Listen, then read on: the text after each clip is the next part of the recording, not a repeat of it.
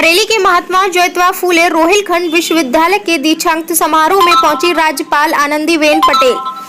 आपको बता दें, बरेली के महात्मा ज्योतिबा फूले रोहिलखंड विश्वविद्यालय के 20वें दीक्षांत समारोह में शामिल हुई राज्यपाल आनंदीबेन पटेल ने दीक्षांत समारोह में विश्वविद्यालय के विभिन्न पाठ्यक्रम के 84 छात्र छात्राओं को गोल्ड मेडल प्रदान किए।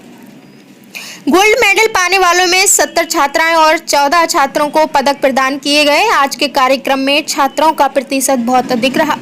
कार्यक्रम में प्रदेश के उच्च शिक्षा मंत्री योगेश उपाध्याय और बरेली के सांसद संतोष गंगवार के साथ गांधीनगर गुजरात IIT के निदेशक रजत मूना भी उपस्थित रहे। कार्यक्रम में बोलते हुए राज्यपाल आनंदीबेन पटेल ने छात्र छात्राओं को संबोधित करते हुए कहा कि आगे बढ़े, तरक्की करें, लेकिन अपने माँ बाप को कभी न भूलें। उन्होंने कहा कि देश निरंतर आगे बढ़ रहा है, इसमें युवाओं की बड़ी भूमिका है।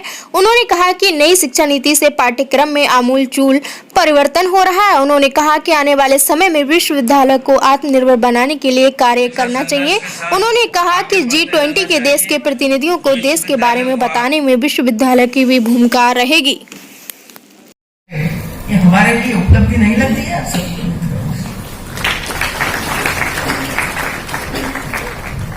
अब हम जब एक साल नए साल में प्रवेश कर रहे हैं, 2 साल के बाद 2023 की साल शुरू हो, तो मुझे लगा कि भाई हम लोगों ने 2022 में क्या उपलब्धियां हासिल की, और ये देखना ही पड़ेगा। हर व्यक्ति को भी ये देखना पड़ेगा कि मैंने एक साल तक क्या किया, नया क्या किया।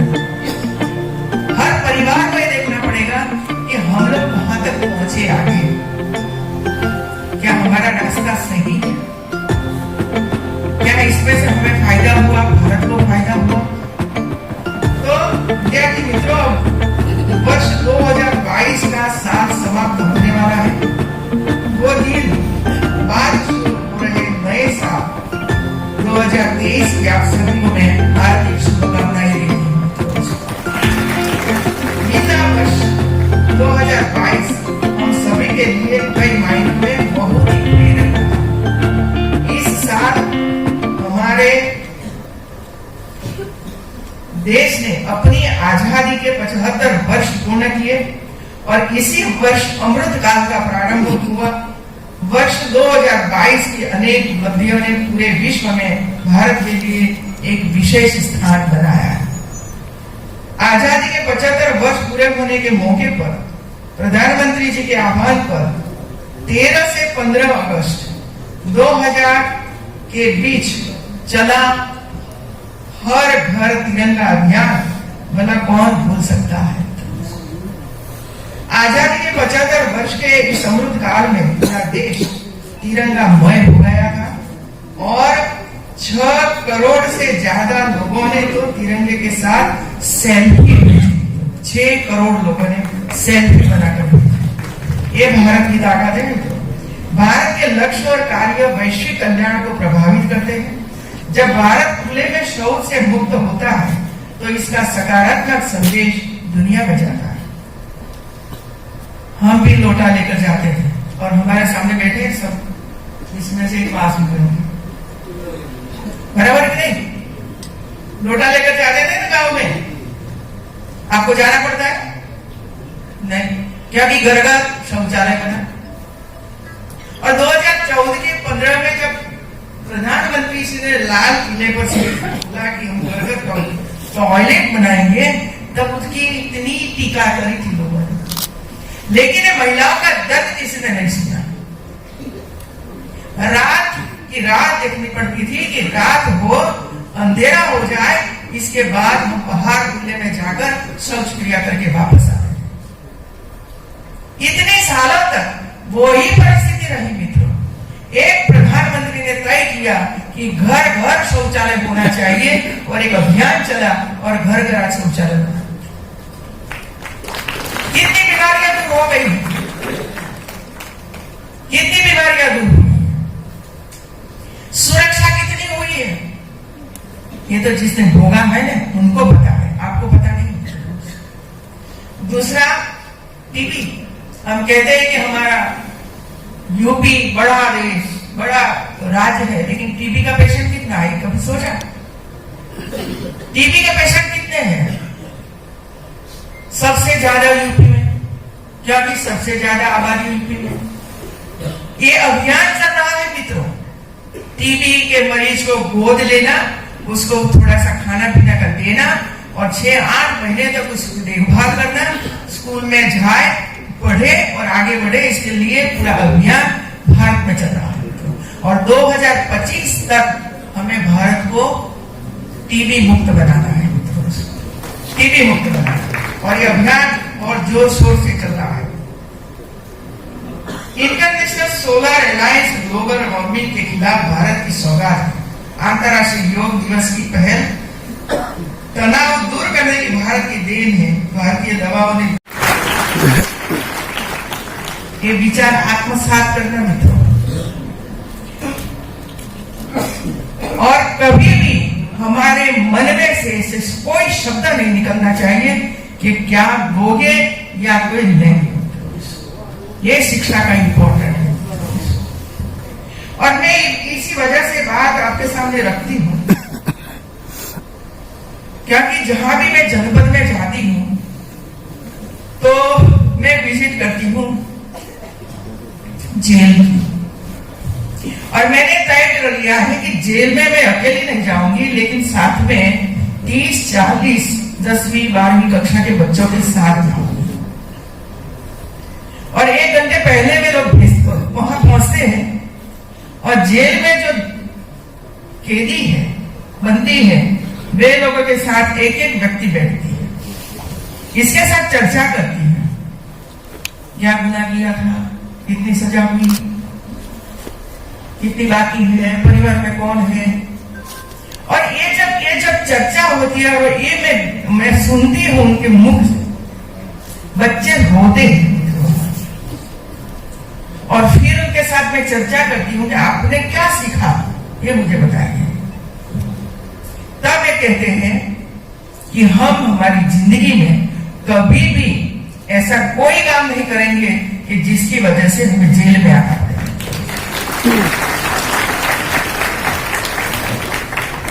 80% मैं मिली हूं सब लोगों को, 80% बंदी सिर्फ न सिर्फ दहेज के लिए वहां है, सिर्फ न सिर्फ दहेज के लिए वहां है। मार दिया, गला काट दिया, वो कर दिया, वो कर दिया, कानून तो कानून का काम करेगा ही, और पूरा परिवार अंदर बच्चों के साथ, छोटे छोटे बच्चे हैं, छोटे छोटे, इसका भविष्य क्या है। और इसी वजह से मैं जब एजुकेशन के बारे में जब हम बोलते हैं, हम विचार करते हैं, तो क्या वो हमारी शिक्षा है कि हम गुनाह करते ही रहे, गुनाह करते ही रहे, और सजा के बाद जब वापस आते हैं तो बदला की भावना भी आ जाती है इसमें। ये क्या है? और इसी वजह से अब जब शिक्षा का प्रमाण बढ़ रहा है तो इसके साथ साथ संस्कार भी आना चाहिए, इसके साथ साथ मानवता भी आनी चाहिए, इसके साथ साथ हमें किसी को मदद करने की भावना भी आनी चाहिए। वे दुखी है तो इसका दुख दूर नहीं कर सकेंगे हम, लेकिन उनको सुनो तो सही। और कहते हैं ना कि हम सुनेंगे तो उनका आधा दर्द कम हो जाएगा। ये सुनने के लिए भी हमारी तैयारी होनी चाहिए। तो ये ऐसे हमें जो गुण नहीं आएंगे, तो ये जो बदिया है समाज में, ये कैसे दूर? मुझे एक अच्छा लगा कि आज हमारी महाराजगंज की बेटियां एक हमारे लिए एक उत्तम उदाहरण, लगभग 12-13 छोटी छोटी लड़कियां, ये अभी स्टेज पर आ गई ना, इतनी उम्र की लड़कियां बाल विवाह बंद करवाने के लिए गांव गांव घूमे हैं, गांव गांव घूमती हैं लड़कियां सैटरडे संडे को। और दहेज नहीं लेना चाहिए वो विषय उनके साथ नुक्कड़ नाटिका के जरिए रखते हैं। मैंने पूछा वे लोगों को, क्यों काम करते हो ऐसा? तो उन्होंने कहा कि हम नहीं करेंगे तो हम बड़े हो जाएंगे ना, तो हमारे लिए भी वही परिस्थिति खड़ी होगी। और इसी वजह से हम छोटी उम्र से एक काम और एक विचार हमें तो आत्मसात करे, लेकिन हमारे जैसी छोटी छोटी लड़कियां, छोटे छोटे बच्चों में भी ये विचार आ जाए तो भविष्य में वो कम होगा। ये उसका विचार है। गोविंद सिंह जी समाज से जुल्म और पाप को समाप्त करने का अभियान उठाया और गरीबों एवं असहायों की रक्षा के लिए सदैव तत्पर रहते। उन्हें विश्व का सबसे बड़े बलिदानी पुरुष कहा जाता है। उन्होंने प्रेम, एकता और भाईचारे का जो संदेश दिया वह सभी के लिए अनुकरणीय है। मित्रों, पौराणिक पांचाल क्षेत्र जैन परंपरा के महत्वपूर्ण तीर्थ स्थल तथा 1857 के स्वतंत्रता संग्राम में अहम भूमिका निभाने वाले इस रुहेलखंड की भूमि में भारतीय संस्कृति एवं सभ्यता की अनेक विशेषताएं संरक्षित। यहाँ के कई व्यक्तियों ने राष्ट्रीय एवं अंतर्राष्ट्रीय स्तर पर इस क्षेत्र की प्रतिष्ठा बढ़ाई। मैं उन सभी का स्मरण करती हूँ और नमन भी करती हूँ। रुहेलखंड का ये बरेली नगर लकड़ी के फर्नीचर और कालीन दरी के निर्माण के लिए प्रसिद्ध है। सुरमे और झुमके के नाम से तो यह शहर फिल्मी गीतों में इतना प्रसिद्ध हो गया कि यहाँ के एक मुख्य चौराहे पर झुमके की आकृति का निर्माण किया गया है। यहाँ के निवासियों के लिए गर्व की बात है कि बरेली जिला उत्तर प्रदेश की राजधानी लखनऊ तथा देश की राजधानी दिल्ली के बीचों बीच में स्थित है, जिसे दोनों राजधानियों के क्रियाकलापों का केंद्र बिंदु है। आज मुझे प्रसन्न आप कोई डिग्री अनायत नहीं है और गोल्ड मेडल लगभग 88 स्टूडेंट्स को प्राप्त हुआ है। मैं तो मानती हूं कि भाई सबको गोल्ड मेडल मिला है, चिंता मत करके, क्योंकि मेडल और दूसरे नंबर, तीसरे नंबर, चौथे नंबर के बीच में कोई ज्यादा अंतर नहीं होता है, 3-4 मार्क्स का ही अंतर होता है। फिर भी गोल्ड मेडल तो गोल्ड मेडल ही है। और इसी वजह से मैं सभी विद्यार्थियों को, छात्र छात्राओं को बहुत बहुत बधाई देती हूँ।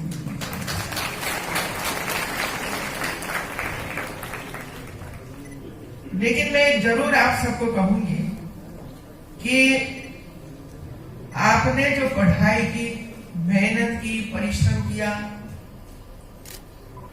लाइब्रेरी में गए, रात दिन पढ़ते रहे और काम भी करते होते हैं, लेकिन ये सब कुछ हो फिर भी आप अपने माता पिता को मत भूलिए, क्योंकि महत्तम भूमिका आपको बड़े करने में, आपको आगे बढ़ाने में उनकी रहती है। वो सदैव चिंता अपने बच्चों की करती रहती है, चाहे माँ बीमार हो, चाहे माँ खेत में जाकर वापस आकर रसोई करने के बाद आपको खिलाती हो और वहां तक वो भूखी रहती है। जब तक बेटा बेटी न भोजन करे तब तक माँ खाती नहीं। और क्या उसको पसंद है वही तैयार करके आपके सामने रखती है। इतना ही नहीं, आपकी थाली भी वो उठाती है, हम थाली भी नहीं उठाते। आप बाहर से आओगे तो आपको पानी आपको पिलाएगी, ले मेरा पानी पी। लेकिन हम कभी ये नहीं सोचते हैं कि माँ बाहर से आई है और मैं कुर्सी में बैठा हूं सोफा में, तो माँ के लिए किचन में जाकर पानी लेकर माँ को पिलाऊं। ये भाव हमारी शिक्षा में आना चाहिए। सिर्फ सर्टिफिकेट तो है ये तो कागज है, लेकिन ये ज्ञान के पीछे जो भावना है वो ये होनी चाहिए कि जो लोगों ने मुझे आगे बढ़ाया है, मुझे संस्कार दिया है, मेरी गलतियों को माफ किया है, मेरी गलतियों को सुधारने का काम किया है और कभी अपने अपेक्षा नहीं रखी है कि मैं आज मेरे बच्चों को सब मदद कर रही हूँ, लेकिन कभी उसने आपके पास आशा नहीं रखी है कि मैं जब वृद्ध हो जाऊंगी या तो वृद्ध हो तब मेरी सेवा कौन करेगा?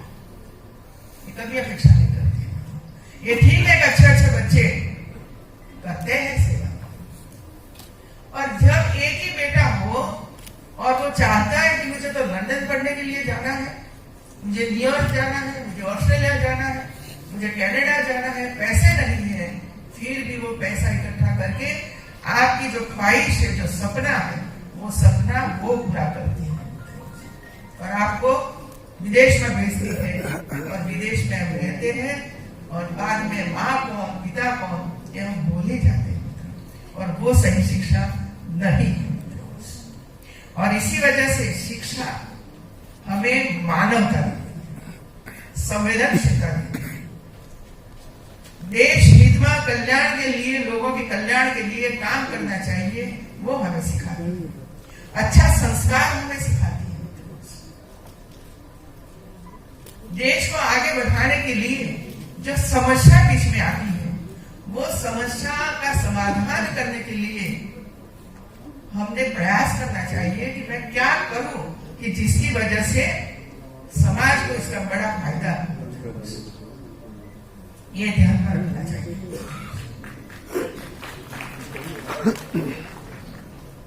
मैंने अभी एक पेपर में पढ़ा था